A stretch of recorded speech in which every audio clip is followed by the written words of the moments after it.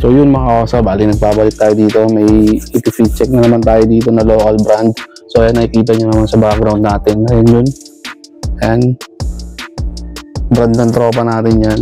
Isa sa mga napakalupit na local clothing brand. Sana ma-check out nyo yan.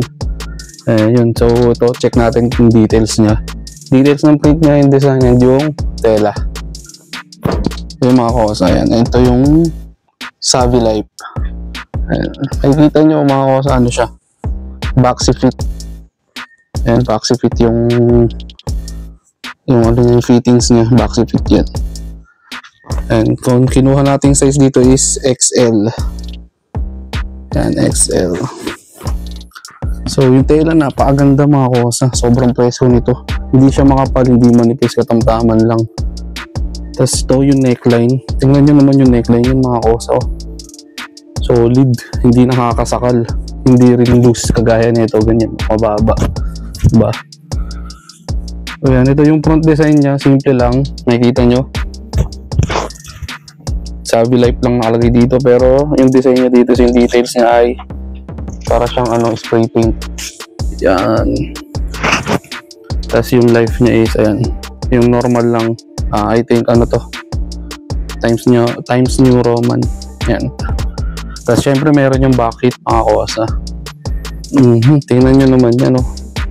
Solid, napakaganda. So ayan, oh.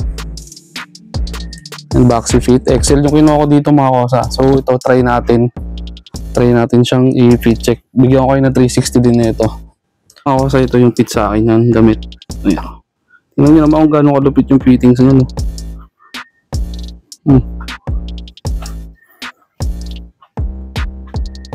Diba?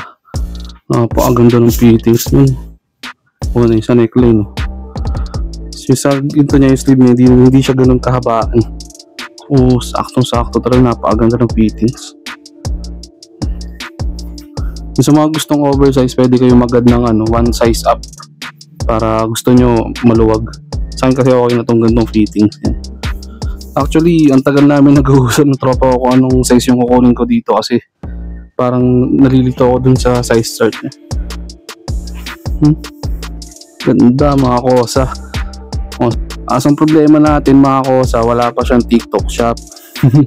Kasi inaayos pa lang niya. So ang gagawin natin is ilalagay ko na lang sa comment section yung link nito. So doon sa mga nakapanood ng video ko ng hoodie na yung kulay green, siya din yun, Savvy Life din yun.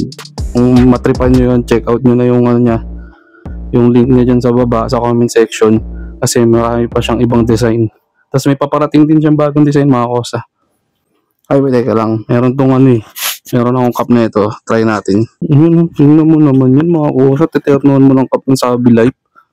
Ay dating ka talaga nyan.